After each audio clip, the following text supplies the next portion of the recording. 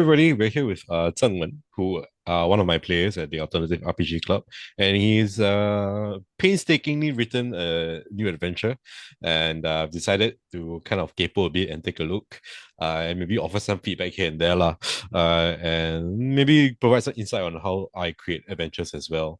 Some of this advice may or may not apply to you. It really depends on what kind of experience that you want to do, but at the end of the day, just take the advice that applies to you best. And that's for you too, someone, I guess. Yes. All right. So take it away, someone. Do you want to introduce a bit about yourself and like your RPG experience? Yeah, sure. So I have my name is Zheng, yeah, like Nick mentioned. So basically I've been playing tabletop games for the last year and a half ish. Mhm. Um and basically I've been playing with my wife and she's here and we're recording. Hello. Yeah, he says hi. Um so I started playing D&D 5e. But my wife and I venture onto more games, different type of games that's not super mainstream like D&D. We tried playing COC, which is Call of Cthulhu for those of you that don't know. We also started playing Delta Green. So more like the horror side of the games, and I've always wanted to run my own game. And right now, basically, I'm just trying my best to piece together how to run a game, although there's no Mm. framework. There's no proper framework, I guess, for me to learn from. As like the difficulty for me is like that we don't have a strong framework. Even if honestly you have like the manuals, right, and like the player handbook and the Call of Cthulhu guide, the Chaosism, it's overwhelming. It's very overwhelming Yeah. for a new player. A lot of mechanics, a lot of things to incorporate, and yeah. So that's basically what I've been struggling with. Okay, cool. I think to begin, using corporate speak, can you give me a high level overview of like the adventure? Like, how do you how what were your inspirations when you came to this? What are the themes you want to cover? And yeah, just the general flow of it, lah. And No then problem. on the way you can talk to Okay, me about some of the sticking points that you have. Yeah. sure, no problem. Yeah, I have a lot of sticking points. But before I get to that, uh, I think a high level overview of this game that I've created is like a cosmic horror. I mean, for those of you that can read, which is I guess most people, right? Over here it does say cosmic horror. But how I basically the idea of this game is that there are few players that come aboard a ship, right? And for those of you that don't know, trawlers are ships that basically go like fishing with like big nets and all that. And um when all the players are gathered on the ship, it's basically they're investigating the ship. Terrible things happen on the ship as they board. And the original idea for this was based on a true story. It's quite creepy actually, where there were a lot of killings that happened on a trawler. Because in Korea, I think it was a Korean fish trawler, they went out to sea for a few days and they came back with like I think only one or two person because those people killed everybody else on on the ship. So that was basically my inspiration. Uh, Okay, and I wanted something like that. sure, sounds good. Before we carry on, I guess is your wife in the room in case she's playing and got spoilers? Yeah, no, I don't know how much she can hear, but she is in the midst of playing this game right now. But it's okay if she gets spoilers, I think, because I'm just DMing this for her. But if she ends up Can getting can. spoilers, it's fine. She'll Okay, sure, sure. she'll Yeah, suffer the talk to me. spoilers. Uh, kind of like Yeah. generally, how do you see this adventure flowing? Okay. So I think what I'm following right now, which is like three act structure, very loosely. I'm just trying my best. Um, Mm, the I think at the start there will be the investigators meeting at the port, getting to know the characters, and I'll afterwards I'll drop some hints that like a certain character is supposed to be bad, and then they'll make their way onto the ship. They will mm-hmm. unberth. They will start um sailing out, right? Yeah. And the idea was that the mythos threat is like the formless spawn. Mm. And for those of you that don't know, it's basically the idea is like in Spider, what's the villain in Spider-Man? The guy with like the symbiote. Venom. Venom, right? So it's very similar to Yeah. Venom. But I don't follow like the origin very strictly. It's very, very loosely, right? So they Okay. encounter the formless spawn when they are raking in the fish. And basically it's actually infected a few of the fish and it's gotten into one of the um when they process the fish, right, in the Mm. processing area over here, they usually what they do is they usually cut out the guts of the fish, and that's when they typically get infected. And then they have to kind of solve this mystery of like, okay, great, what are the weaknesses of this thing? How do we survive without blowing up the ship, right? How do we and because they are crew, like Mm. deckhands, they are like the lowest in the rank of like the rank, right? So they won't Yeah. necessarily know how to drive the ship. So they also have the added challenge of um keeping the captain alive, you know? So Mm. and then also at the end of the day, the twist is actually someone brought them there on purpose. And Mm. he's kind of like in a way doing the bidding of the formless spawn so that um I haven't really quite figured out the last part.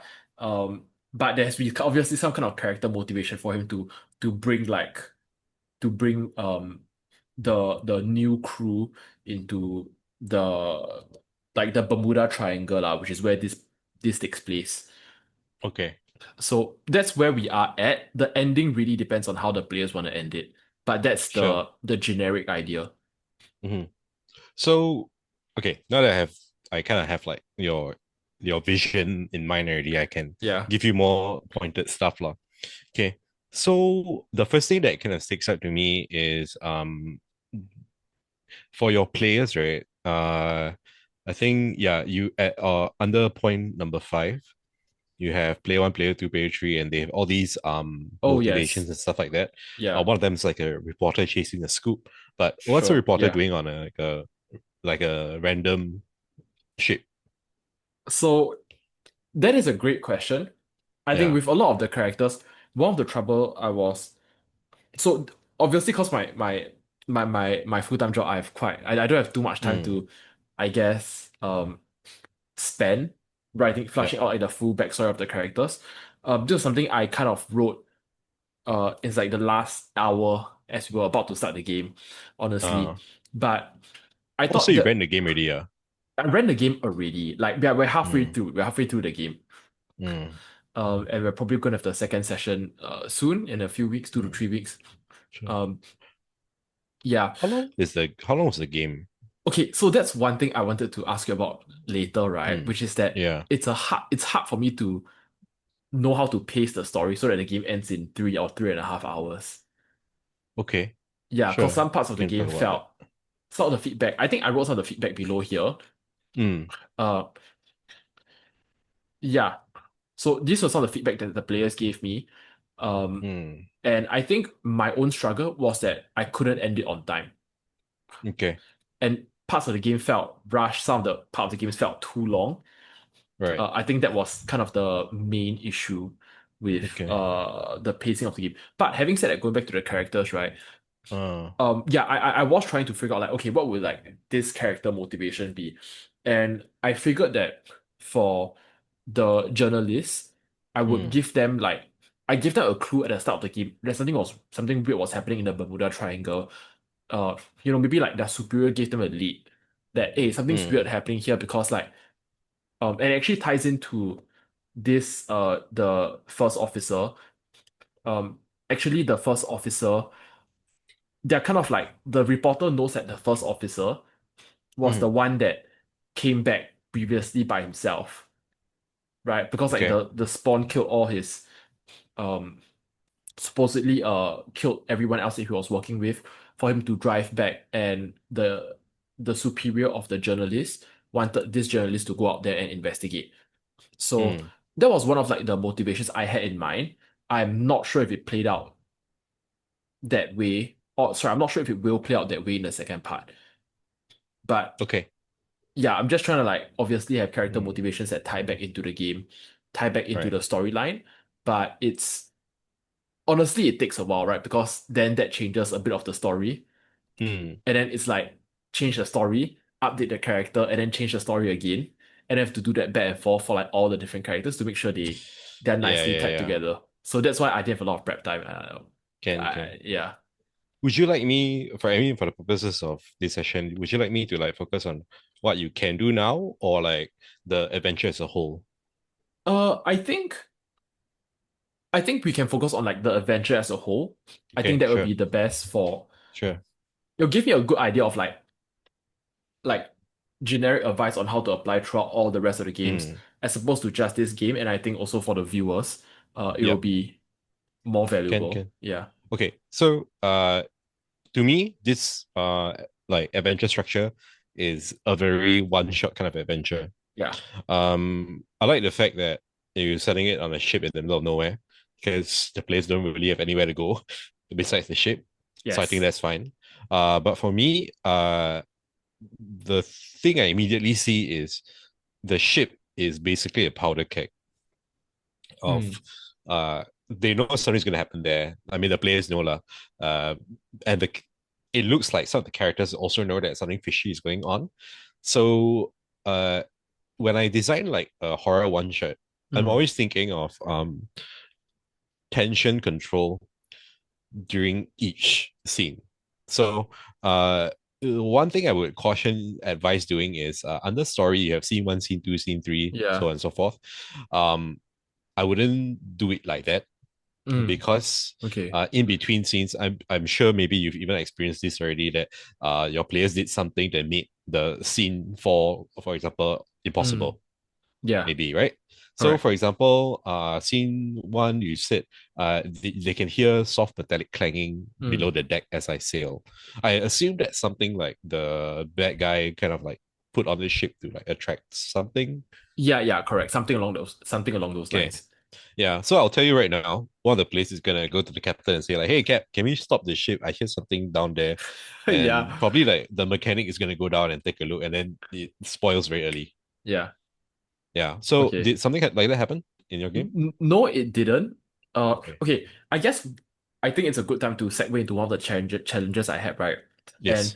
I don't know if this is a struggle with me specifically, because I maybe over prep is maybe a way to describe it, right? Because Yep. I do struggle with describing a scene well.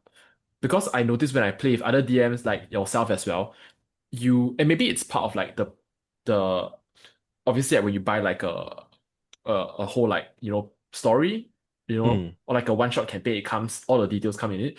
But I do personally struggle to describe scenes well and paint the okay. scene well for people. So my fear was I'm gonna miss out key details, things like that, Mm, and they are not gonna be able to solve the mystery at the end of the day. Or that's one end of the spectrum, right? It's not enough details. mm, The other part is also that the more details I add, the more realistic it feels.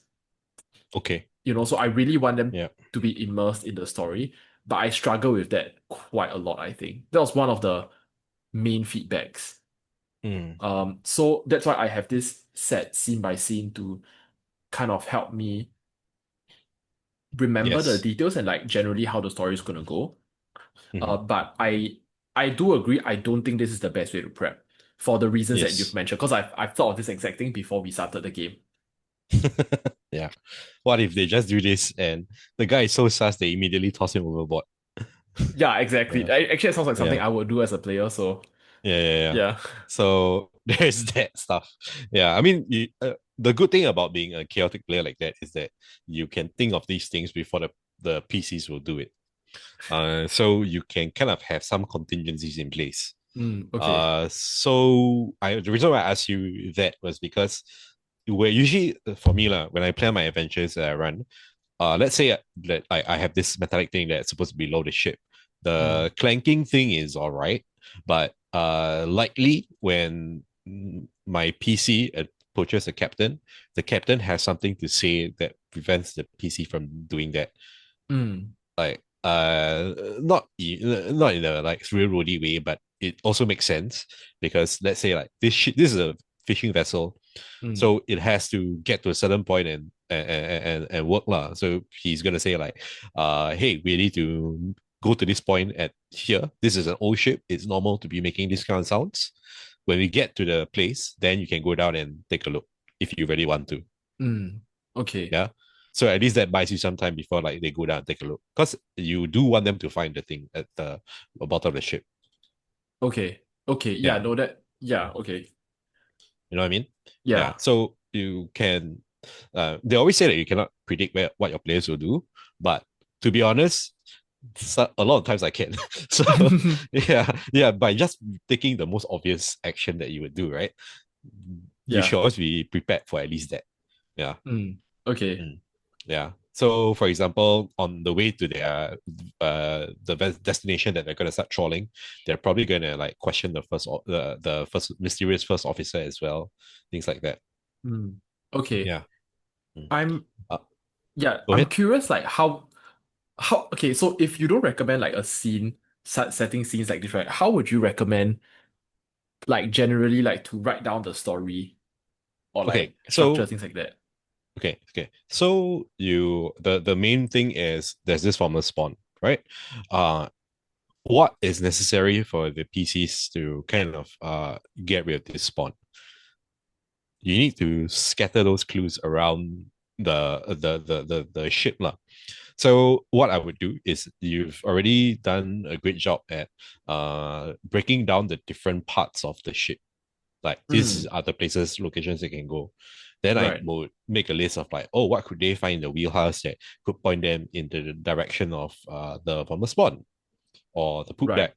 So Right. every room you have like two or three things that will Mm. point it to the Okay. former spawn. Yeah.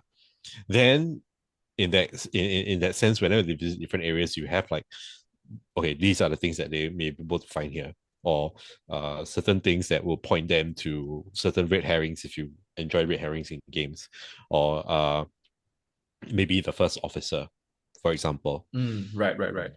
Yeah, I that's how I see. would kind of yeah for one shot. That's how I would do it lah.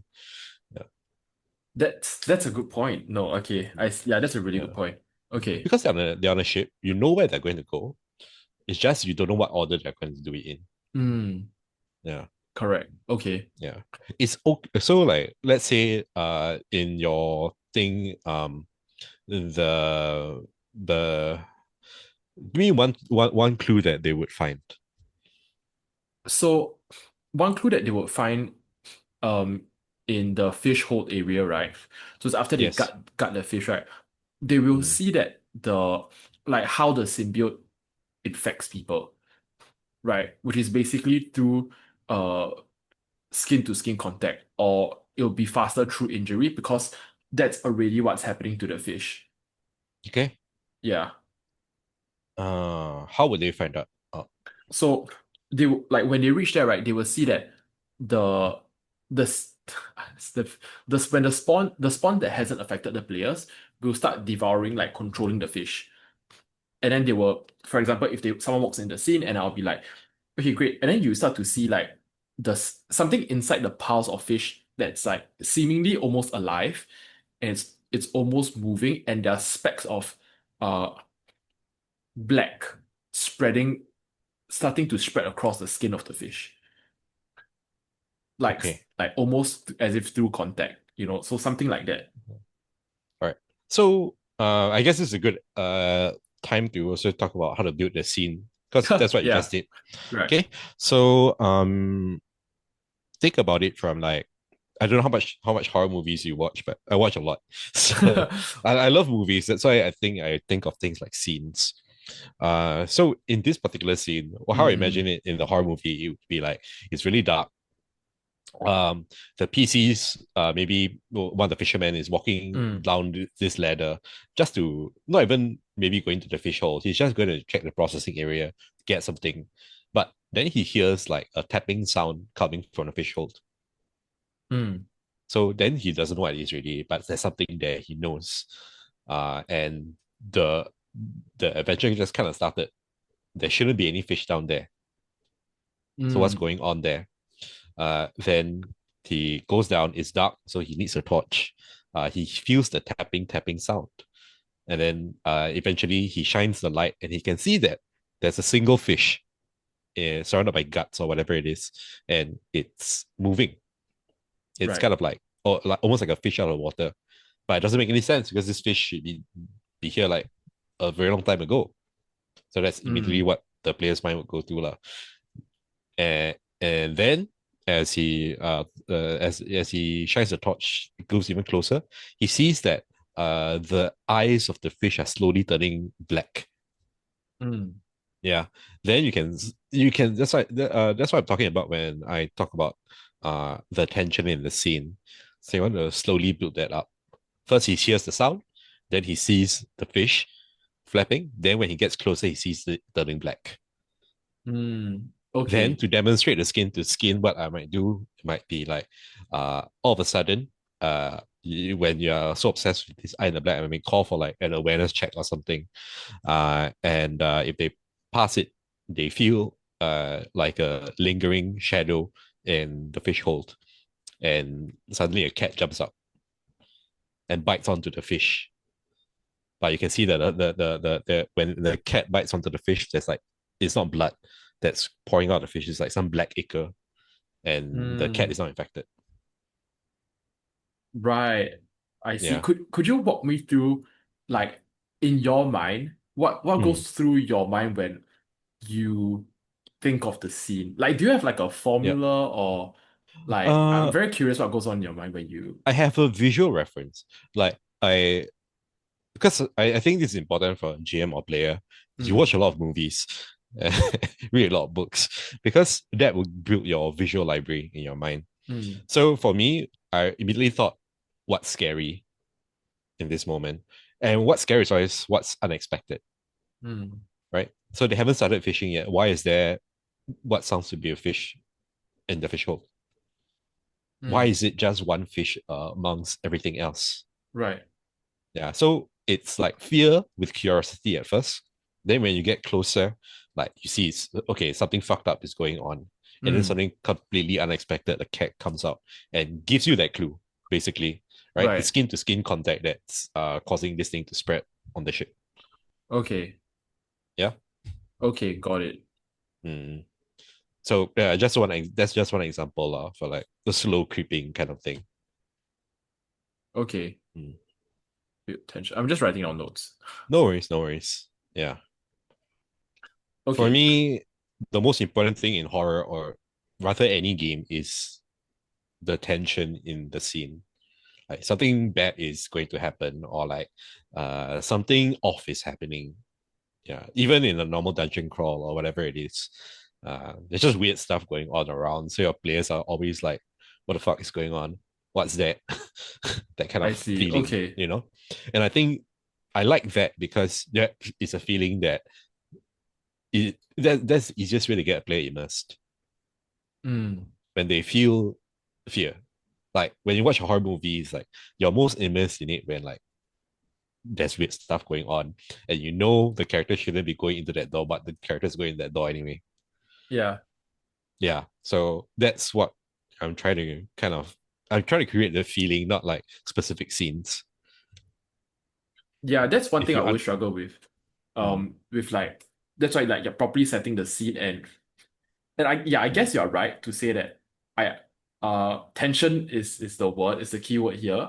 That is something that like I don't I'm not consciously able to like establish consistently in every scene, mm, so yeah, but yeah, that's a good point. That's a good thing to think about yeah. when I'm writing scenes, to um when I'm setting up the scene, to really focus on the tension.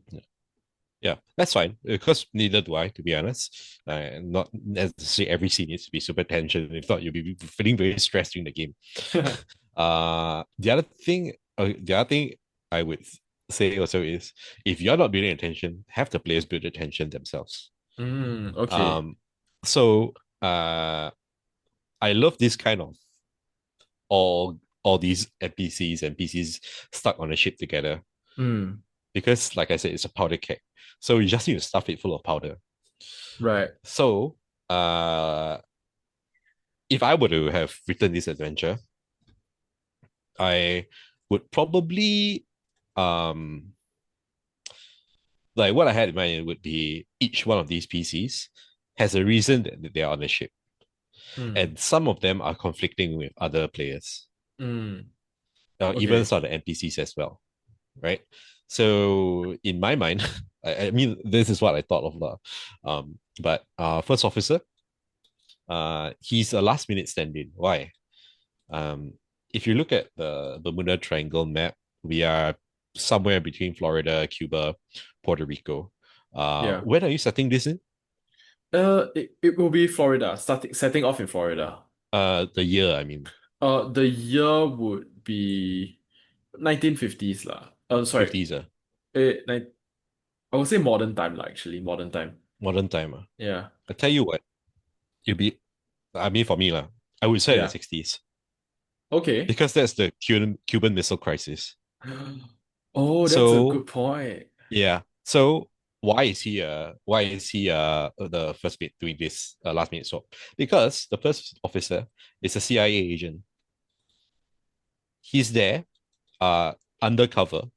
Basically, he has a bunch of illegal shit in the hold that he wants to sell to Cuba. Okay. He Oh, wants to sell to like shoot. some Cuban rebels. That's And they're interesting. meeting in the Bermuda Triangle. Okay. And then your journalist is there because she knows, but she needs the evidence.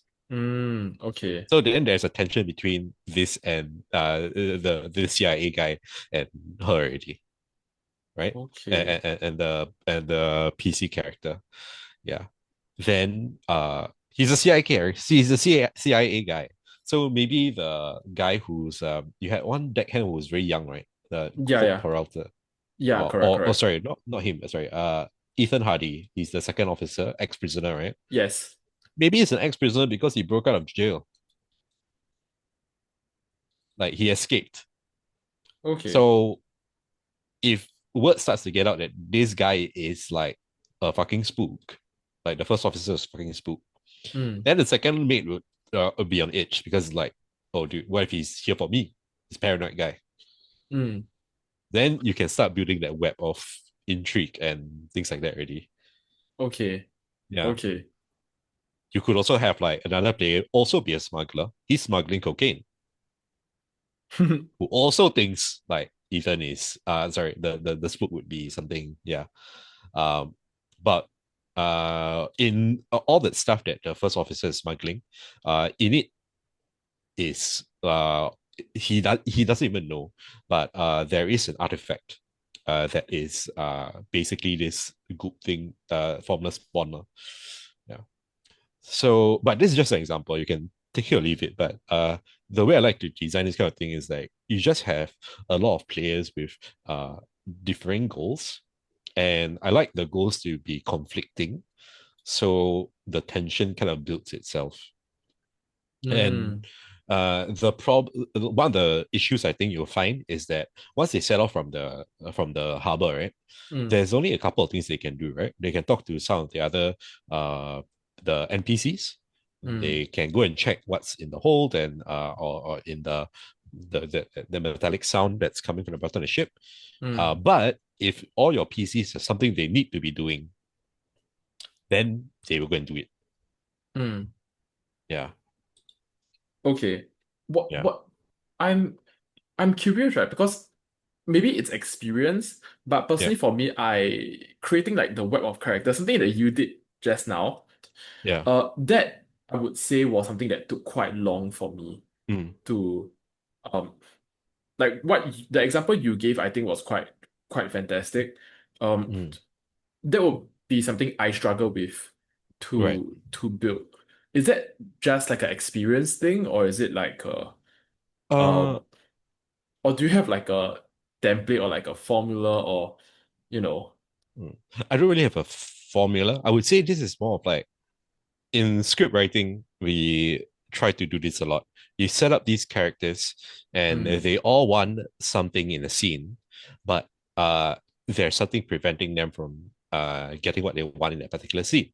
right. So we want to kind of like set up these characters in a way that it happens as much as possible. Mm, Yeah. okay. That's how I look at it. We're always looking for contrasts. Like, okay, he's a CIA guy. What does he do, right? He's just here to actually supervise the drop off and get some stuff from from like the Cubans. Mm. The rest of the team don't know that. They think this guy's a spook. He's here to catch them. So there's that thing lah. Like cops catch bad people, and the bad people will panic. And when the bad people panic, suddenly like the oblivious ones also start to see them in a different light. And Mm. in this kind of environment where it's stormy and you're in the middle of the Bermuda Triangle, there's nobody around, a lot of things can happen. Yeah. And then at the Mm. same time, there's this wild element of this formless spawn that is going around making things weird. Yeah. Yeah. In fact, how I use the formless spawn is they probably don't even know that it's there. It's just the formless spawn is an agent of chaos. So it's gonna go around like offing people and then getting each one of these people to like point fingers at each other. I did That's how I actually would do take that. Yeah. I also Yeah. did take inspiration from the movie called The Thing. Do you know about Yes, it? the You thing, watched it, yes. right? Yeah, yeah, yeah. Yeah, Okay. yeah. So Yeah. that was the idea behind, but I had quite a difficult time creating like the powder keg, so to speak, Mm, right? mm. Because I'm also curious, right? I guess that leads me to like to the question, how long do you take to write all the characters? And like what, I'm just Uh, curious. um, so I um, it depends. So for my own kind of my own COC thing, I usually take about a day. Um, because I kind of know what I want already. Mm, Like I have a general concept. I start with a general concept in mind. For example, I wanted there to be a school haunting. mm, That would be a starting part. And I have a very specific scene in mind where there will be lots of people in the hall and a girl literally falls onto the stage from like on top of the stage, there's the lights and everything. yeah. And the moment her body hits the stage, that's when the lights go off. So that's the scene I had in mind. So I Oh built that wow. adventure around that scene. For This is an adventure called um Reunion, which is based in 1920 Singapore in a secondary school. Um, but yeah, I don't know if it helps you anyway, No, but it does, it does. I'm just yeah, yeah, I mean that's a great way to start thinking about mm, creating adventures and stuff yes, because that's it could, something that I struggle yeah. with as well. Yeah, I think you could start something small, like like for me, that scene was like the seed for that whole adventure. Or you could look at like a particular type of relationship you want to explore. For example, I don't know, father and son or something like that, and base the adventure around that. And Mm, when I think about father and son, what are the themes of father and son? Like it could be like loyalty, could be filial piety, it could even be betrayal. If you want to mm, go really dark, could be like how sons want to kill their fathers metaphorically to take mm, over the place as like the head of the family, that mm, kind of thing. So I would start to think about those themes and what kind of characters would interact best with those themes, and what kind of setting would it be? Yeah. mm. I guess that would be like how we would do it. Yeah. But I don't know. It's hard because like sometimes, like for example, the stage thing, I thought, oh, okay, that's so cool. I really want to do it. I think it's really really fun. But sometimes it doesn't start that way. Sometimes it starts with like like a theme, and then I gotta slowly build it. There was one I also the location that inspired it was Tekong lah. Mm. Then I had to like think about, okay, what could be fucked up about Tekong.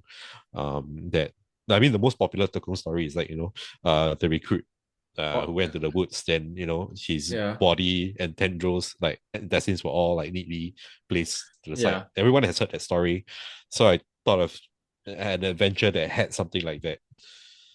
Yeah. Okay. Um. Yeah. Uh, does that help? It does. I mean, my I guess to add on to your example, that is one way to start and start like the concept the concept of a self-written story, right? But what I Yes. struggle with is even though like in my scene where it's in a ship, there's only so many players, so many NPCs. I maybe this is like just nice for me, right? The difficulty Mm. for me is that when I'm trying to create characters to build a web of relationship with each other, right? So I guess we are combining two concepts now, right? The start of the scene and the characters. My difficulty is great. You have the core idea or the core scene you want to play out, and you have like all the characters around the scene, right? How do you it to me the struggle for me is that it feels maybe I'm thinking about this wrong. I'm getting the sense that I'm thinking about it wrong right now, but Hmm. it feels complicated, you know, right? Like it could Yes. play out in so many ways, and then it feels maybe overwhelming or complicated Mm.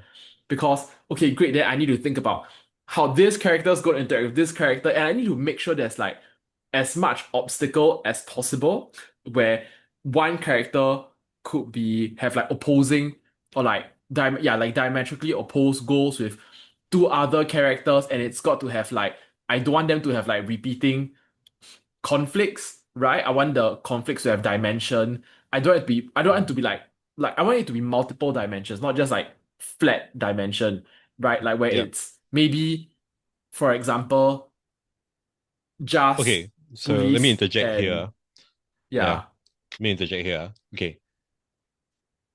The I think you just need a broad concept. Like the what do you say? What was the term you used again? The evolving relationship or something like that. yeah. You don't have to do that. What I would Mm, say is that you just need the broad one. Like police catch bad guy. The players will do everything else for you. okay. That's what they're here to do. They're here to embody the character and come up with all this weird stuff. And each version of a player who's going to come in and take this character, they're going to play in a different way, Mm, and that adds to like that wave of chaos and development in that relationship. I see. Yeah. So you just need very broad. The more specific you go, right, the more you will have trouble later because if it's very specific, then the player needs to do X to get to Y, or Mm, the player needs to do this to get to do this. Then you're gonna end up in a situation where you just plan like forever. right. Okay. But Now, if oh you just yeah, have like, yeah, yeah, if you just have like a very broad scope, like okay, first officer, what does he want? He wants the deal to go off without a hitch. He does not want his involvement with the CIA to be knowledge of everybody here. right. That's it. You know? Okay. Yeah, that's it. Uh, the second officer, the ex-prisoner guy. Oh, he's just here for a good time. He's escaped. He doesn't want anybody to know about his shady past. He Mm-mm. just wants to get back to his daughter Right. with some cash. Right. Yeah, Oh, I see. yeah. Then you can see how these two are already like, okay, diametrically opposed with each other. Yeah. And the stupid guy, he's just here for the paycheck. Yeah. But maybe he's also, smuggling some stuff down the fit, down the hole, and he has some stuff there. Mm. Mm. Okay. Yeah. For Interesting. I example, so I see. like to find something that will conflict with another character, lah. So let's say Colt, maybe he's in love with the captain or something. I don't know. Yeah. Yeah, something like that. And the captain, he just wants stuff to go. Yeah, I think a good thing to put here, if I go with the CIA version, would be that um he knows he's the only one on the ship that knows that Mm. the first officer is suspicious and he's CIA dude, maybe a CIA dude. He doesn't even know for sure. Mm. But he took the job from him because he needs the money because the ship's not doing very well, and he desperately needs the money. Mm. If not, Okay. if he doesn't take the money, like there's no more ship. It's end of his dream. Right. Yeah. That So the makes other a thing lot of I like sense. to the other thing I like to do is the stakes need to be very high for the characters. Like without the first officer, captain cannot be a captain anymore. Mm. Yeah. Okay. Yeah. So when you have like very high stakes, then the characters are motivated to do more things about it or to follow through with what they actually want to do lah, Right. Okay. what they're supposed So to do. Yeah. so maybe okay, I don't know how much of my previous experience of being a player in COC I should draw on because I want to keep everything nice and everyone knows everyone else in Singapore. Like Mm, I think okay, so maybe my insecurity with regards to maybe a few of the games I've played, right? mm, Um, is that sometimes I don't feel as the player that the stakes are high enough. Now I don't know whether that's a player thing or if that's like a character story kind of thing. But mm, sometimes I feel like I don't know why, right? But sometimes I just feel like not very motivated to fulfill what the character wants. mm, And maybe I'm genuinely not sure. I don't think I played enough games with different mm, DMs to be able to judge whether it's like a DM thing or like mm, a player thing. But I can absolutely say for sure mm. that I've had issues where I sometimes I Yeah. just don't care. I think this is a player thing. Actually, it's one of the other parts of I've been thinking about doing also lah, like how to enjoy a game better. Yeah, yeah. The reason why this is happening is because it's kind of the antithesis of being a player. As a Mm, player, you want to play a game and be for if you're a gamer lah, you want to be yeah, successful at the game. You want to win, quote unquote, win the game. yeah. But by and so when you create a character, you want to create something that is fun to play, Mm, but also competent. mm, However, when players do this, there's always like this invisible roadblock. Because for your character to be fun to play, it actually pays to have more weaknesses and more conflicts built into the character than mm, strengths. But it's the antithesis of being a player. You will want to downplay that as much as possible so mm. that you won't be affected by anything in the game. Yeah, Yeah, right. So yes. usually when I play with you like for one shot, it's whatever lah. I don't really care. Right. We Yeah. here for play like 2, 3 sessions anyway. And yeah, you play your character however you want. But usually in a campaign, I would kind of like sit down and just try to really drill in like why is your character doing this in the first Mm, place? Like what kind of motivations does this character have? Why if this character doesn't go on this adventure, he would rather be dead. mm.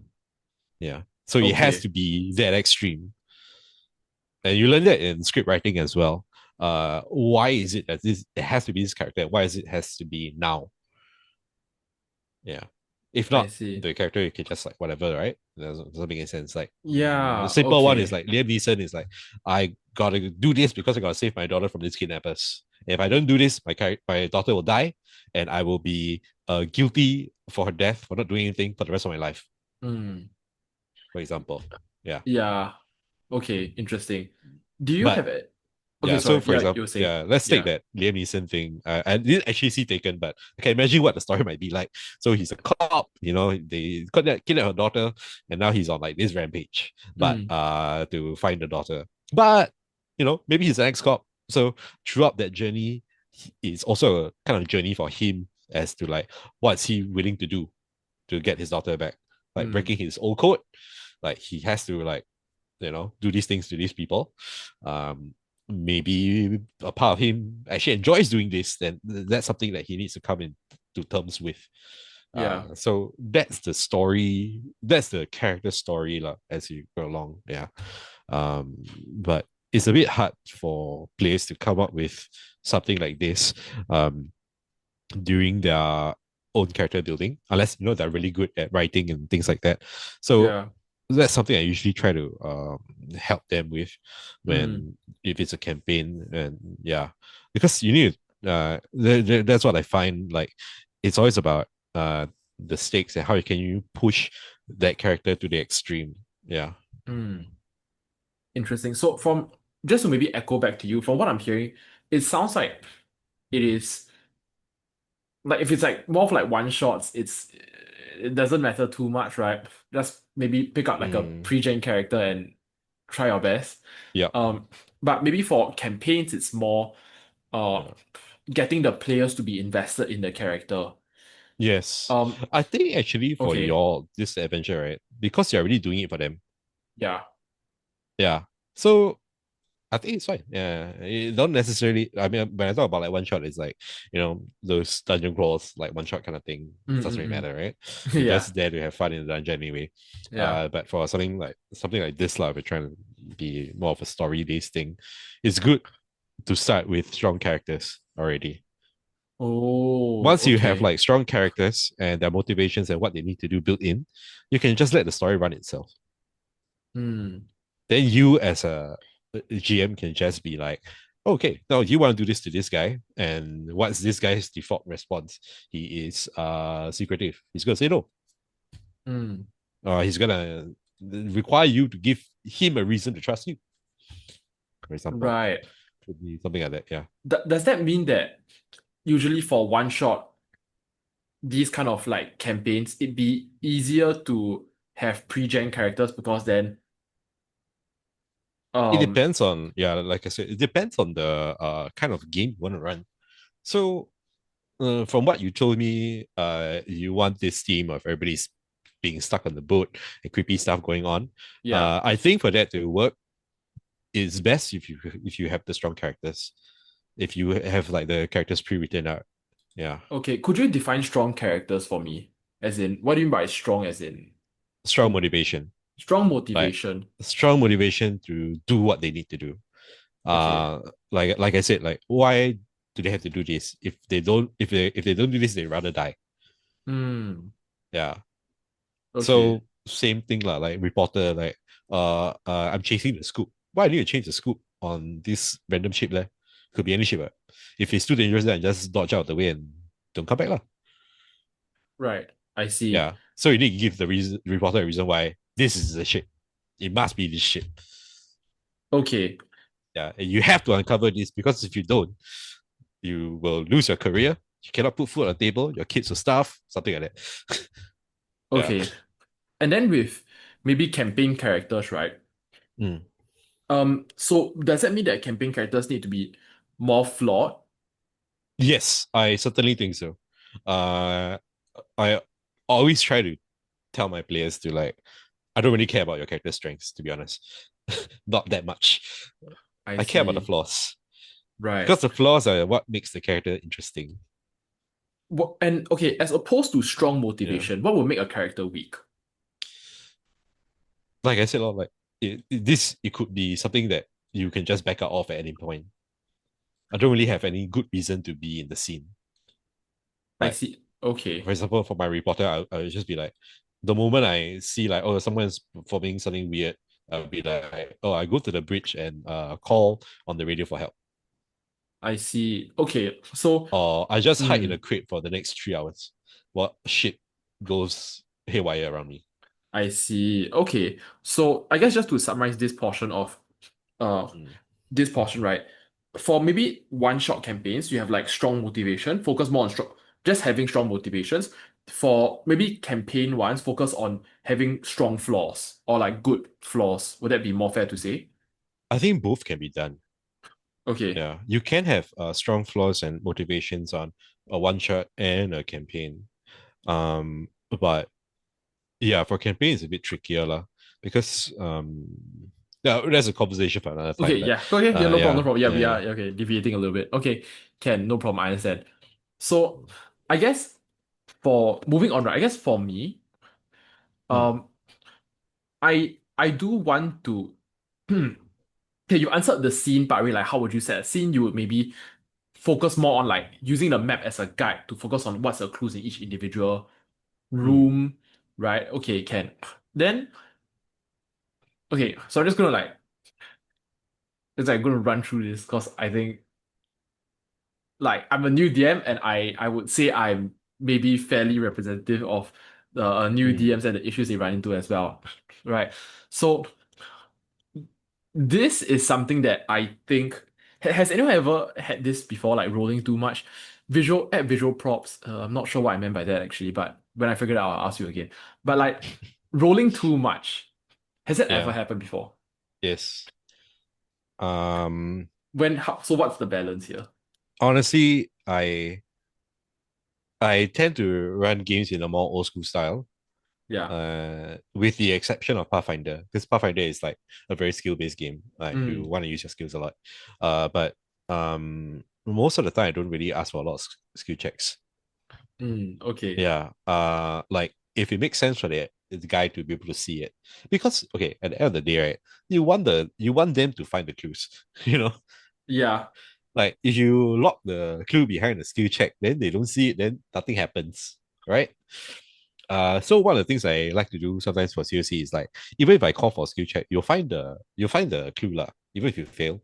But if you Mm, fail, something else happens. Like you will maybe see some freaky shit that will cause you sanity mm, loss, right, or right, some other NPC saw you in a place you're not supposed to be, right. something like that. Yeah, yeah. So the rolling is not whether I get the skill, get the clue or not.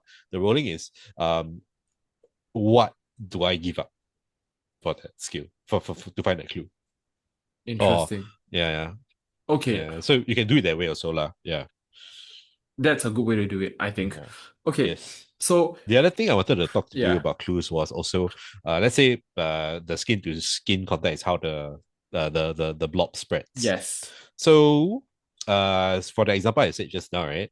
Mm, I can tell you, some players will not get the hint. mm. So Okay, you can have the same clue actually repeat itself throughout the in a couple of other places on the ship. okay, So what I would okay. like to do is like when we broke it down, you're like, okay, the blob spots spreads by skin to skin contact. The blob is afraid of fire. That's a second fact. The third Mm, one may be like, we need to perform a ritual to dismiss the spawn. So that's mm, three facts. Of these three facts, right, I would kind of construct three clues that point to this particular fact, mm. and Okay, then I'll later them around the ship lah. The reason to do this is because, like I said, they may not actually get what you mean the first time when you give them the clue. okay. So they may have a couple of things, right? Or they'll be like, "Oh, does it only affect cats? Oh, does it? Does it only? Is it only from fish? That's why." So you can have that repeat, like maybe in like the mess that oh somebody ate like a black hot dog and they'll be affected also. Then it's elimination. Like, oh, it's not really just from cats or fish. Right. Yeah, you know what I mean. That So makes you, sense. Okay. yeah, it's the same clue, but different interpretation to help them confirm or deny which clue, what the clue means. Okay. Yeah, Uh okay, hold on. Keep yeah. do you keep the clues to only like a few fixed facts to keep it simple? Yes, I do. Yeah, yeah. Okay. That's interesting one. So I think one thing I struggle with clues, right, is and maybe this goes back to the description, which I guess maybe highlights why description is so important. But Mm, when I give clues, sometimes I maybe tend to say it out, right? The clue itself for the fear of maybe mm, they're not gonna get it.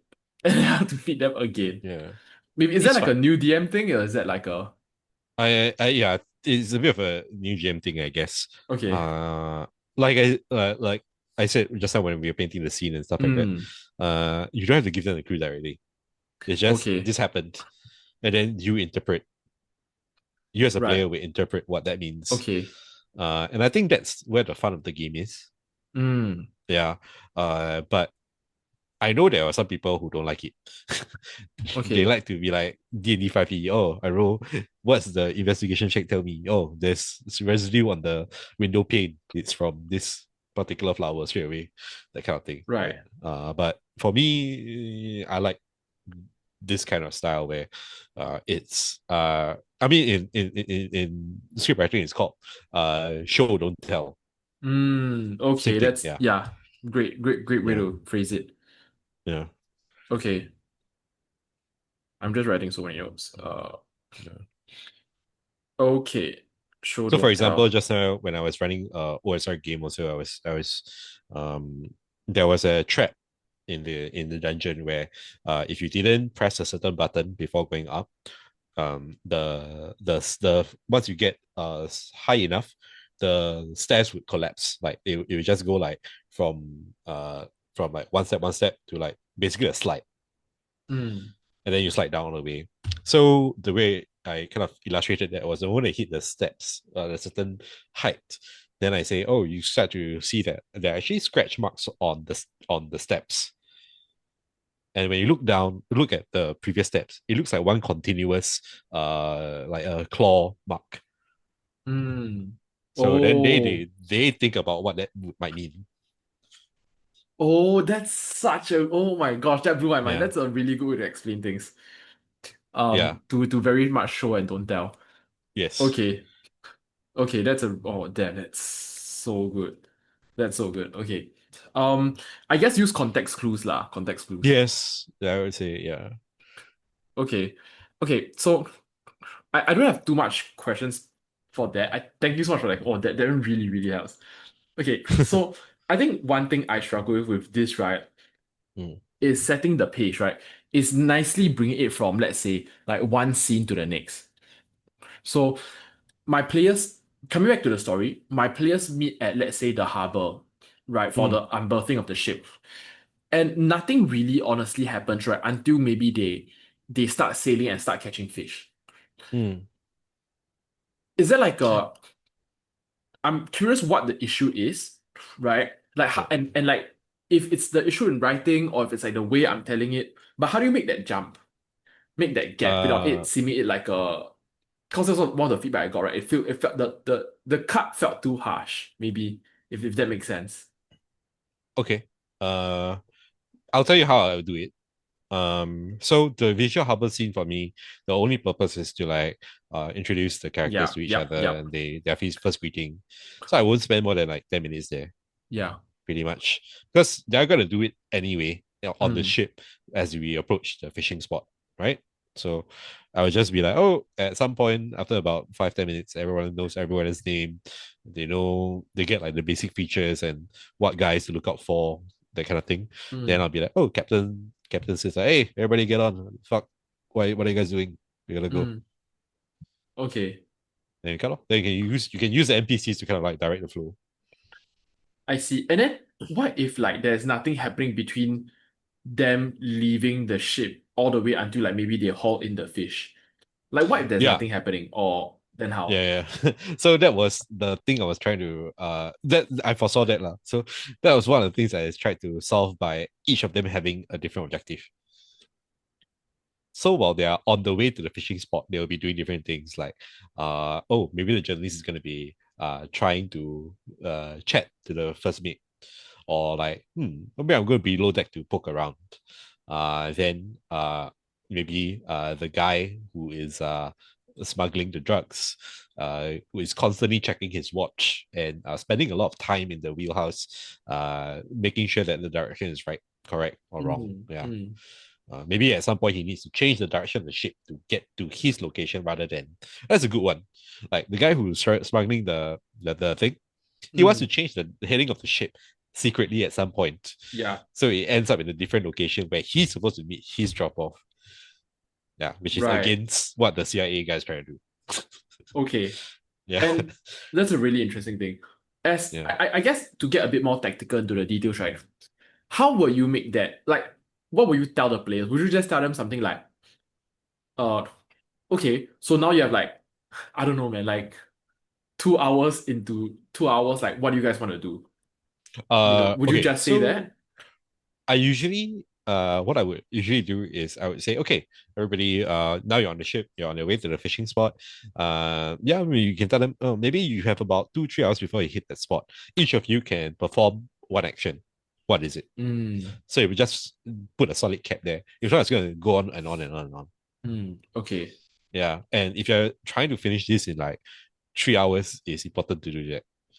Yeah, okay, or if you just want unlimited, they do what the fuck they want, then yeah, okay, you give them as many actions as they want. Yeah, okay, up to you to adjust. Yeah. okay. And then obviously once they haul the fish and okay, Hmm. that's very interesting. I think that brings up that um I guess one question that comes to mind when you explain it that way, right?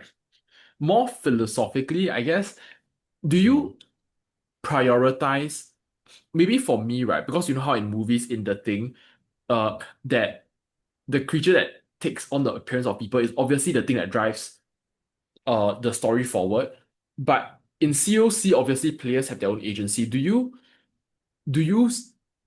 which one do you maybe prioritize more? Or like how do you think about it? Because to me, right, I still think of it in a movie sense, and maybe that's a mistake where the formless spawn is the one that drives the story forward.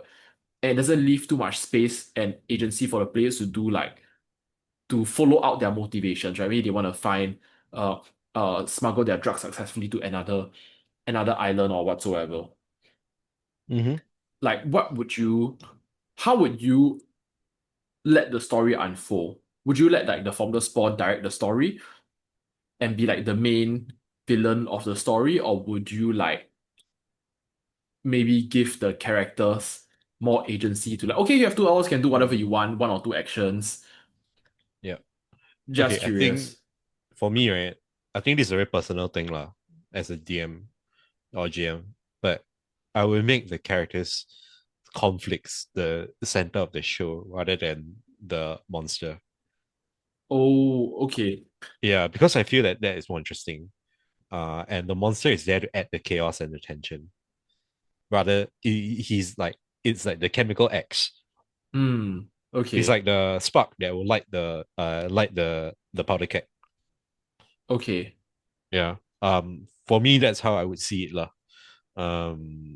The thing about COC running horror games and things like that is the moment you see the monster, it's not scary anymore.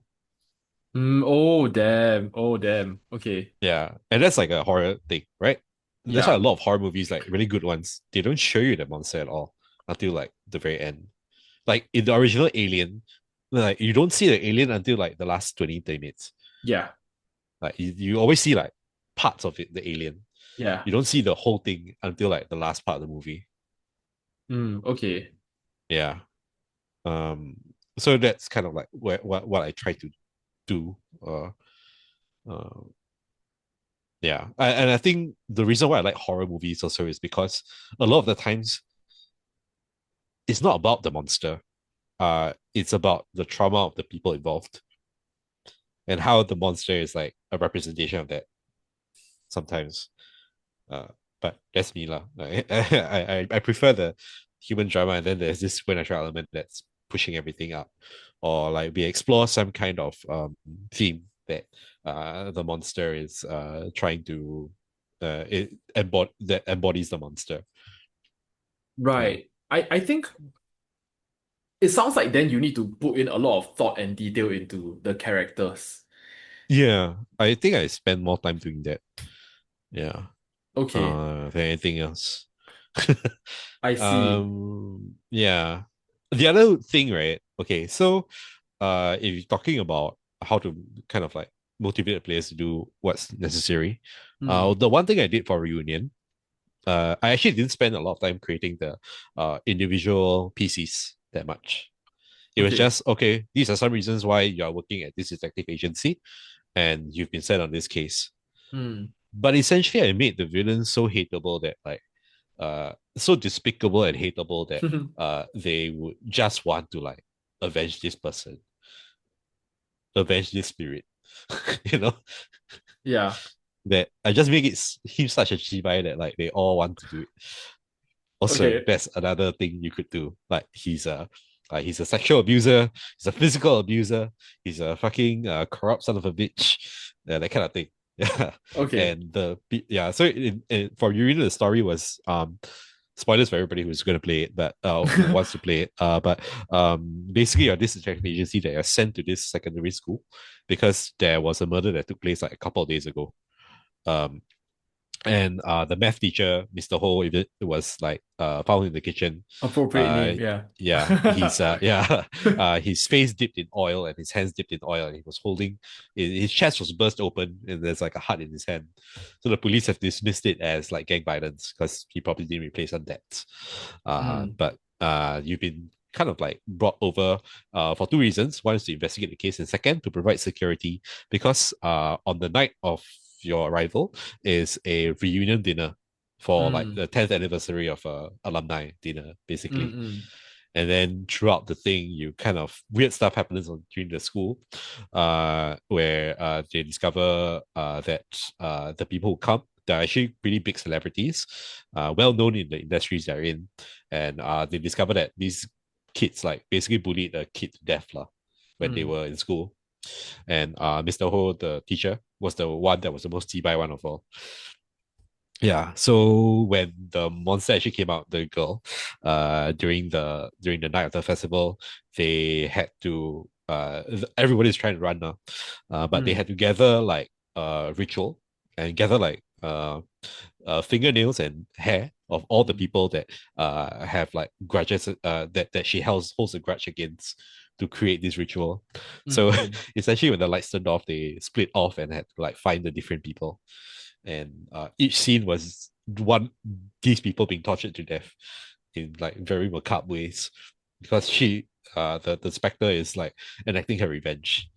Right. And yeah, so that was the way I did that. uh yeah, it was it, it's on rails a bit because it's like uh the first part is them investigating the school. Then I told them very specifically at 7 o'clock, you all need to be in the hall because you are a security detail and you need to protect the dinner lah, essentially. Mm, Because they think that this is still gang violence, so they called you guys. Uh, then once that climactic moment with the stage happens, like the one of the victims falls down from the stage, then shit goes haywire. Everybody's running in all directions, and it's storming outside, and blah blah blah blah blah. Yeah, then that's how I did it. The one okay. thing that came to me immediately at the point was like, fuck lah. Then I'm not paid enough for this. I also leave law. Yeah. So I came up with a very convoluted way of doing this, but Yeah. I was like, okay, the school is surrounded by a fence because a lot of the kids like to play truant. Ha ha ha ha. Okay. Yeah, and not only that, That's cute. but some of the electric lines, because it's a storm, have gotten tangled up in the fencing. Yeah. So essentially, it becomes an electric fence. So you can't even Oh. climb it. Yeah. Oh, that's kind of smart actually. Yeah. So there's all these things. I mean, that's very final destination shit. So Okay. Okay. So I'm curious, right? I guess going back to the characters, because it seems like the characters drive a lot of the story. mm. You do you just have but before I talk more about the characters, do you just have like a rough outline of what's going to happen? uh I know what the villains want to do. I know what the NPCs want to do. Okay, and then that's That's enough to the outline inform. that I have. Yeah. It's That up. basically as an outline, that's all you have. Yeah.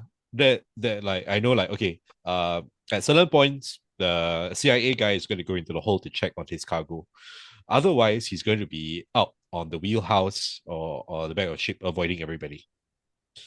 Uh Anything that deviates from this or causes this to not happen, he will go investigate.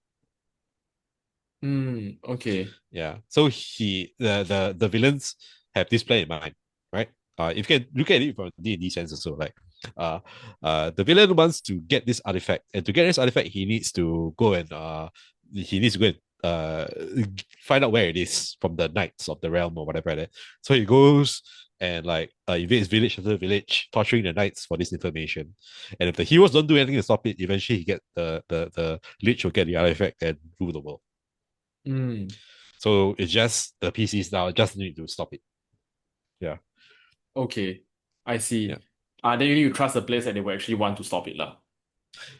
Yes, and the way to do that is to intertwine their motivations with, yo, this fucking guy is like killed my brother or some shit, Yeah, that kind of thing. Yeah. I see. Oh, Yeah. so that yeah, okay. So that makes a lot of sense now why when you focus on the character, the story kind of It maybe writes the outline itself. forms itself, right? Yeah, the outline forms Yeah. itself at least. So Yeah. that's a really good. Okay. And I guess so then it sounds like the majority of your time you spend writing characters actually. What Yeah. okay. So you also mentioned just now, right? That you kind of loosely have an idea of what how each character is related to each other, right? And what they're going to Yeah, do. What else do you add apart from that? So like their motivation, obstacle, not objective. much. You That's don't want pretty to, yeah, you don't want to add too much, because your players are gonna embody that character, right. you know, and they're gonna bring their own spin to it. So, uh, for me, all I need to provide them with is strong motivation, your mission. This is what you need to do. This is why you need to do it. If you don't do it, you'll die. Okay. Yeah, Yeah, okay. Can very final destination. Can I don't think right now I have too many questions. Okay, let yeah. me just look through. It's Pacing a very story. So, intense. Yeah, it's yeah, very intense lah. So that's why I don't really do it all the time. yeah. Like for example, like the game you played with the vampire castle. There Yes. was like a very loose one, right? Each of you had a very kind of like loose one. I didn't go into why do you have to work with Zabadu, and like why if you don't work with Zabadu you fucking die, you know. Yeah. But at least it gave you something in the castle to do and look forward to. Honestly Mm. speaking, it's really not. Sometimes I feel it's not the GM's job to make you interested to do what the mission is. It's Mm. the player's job. Mm. Like the players at the end, they need to come up with that reason why. Yeah, it's just that this is a one shot, so like it's easier for you to just do everything for them, and you can kind of like run this multiple times. But yeah, I for me, see. Okay. it's the it's the job of the players to get their to make the characters the way that they're involved in the story lah, and then they hold stakes in the story, and the GM's job is to kind of like guide that. Yeah. Okay, that's an interesting take on it because I think I might have made that mistake where I felt that the burden was on me as Mm. the keeper, or the GM to try my best to make the players as involved as possible. Uh, I mean, like the saying goes, you can bring the horse to the well. Whether they Yeah, choose to drink it or not is whatever lah. But I mean, I run a business for this kind of thing, so the players who come to me want to drink from the well. you know. But that's a if good way you're talk, to filter. yeah, but if you want to like run for like rentals or like like your friends, some of them may not be that. Yeah, you do it, and it's not really much you can do lah. To be honest, yeah, Hmm, maybe it's really just not their thing lor. Yeah, but interesting. usually there's gonna be like a couple of them who will be like very into it on. Yeah. Hmm. Okay, okay. Can I think yeah, actually there's a lot for me to think about already, actually. There's a lot of new perspectives. Okay, apart from that, I just need to go keep running games. Then I get better at it. But I think for me that is really all Mm. pretty much actually all this we kind of cover already. Cool, Or cool, like it cool, cool. makes all this a lot of the frames you've given me to think through, right? The lens to think through makes a Mm. lot of these either irrelevant or answered. So Yes. I'm not gonna go Yeah. through the list. Mm. But I think that's pretty much all for me actually. Do Cool. you do you have an idea on like how like and I know it's like 1:45. It's taking Mm. up quite a lot of your time. Do you I don't know, do you have anything else in mind?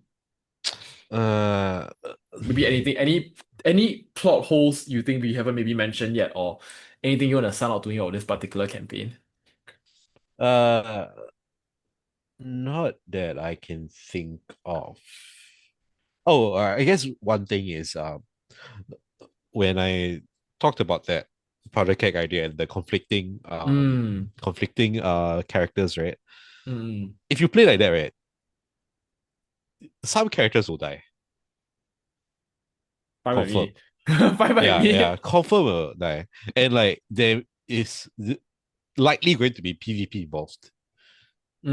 Okay. Yeah. So one way to kind of like nudge them towards that direction maybe is also like just tell them at the start of the game, like, hey guys, by the way, for this particular adventure, right, PvP is greenlit.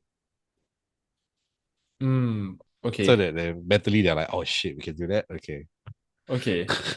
Okay. I feel like the more this kind of real emotions you can put into the players, the more like what do you call it?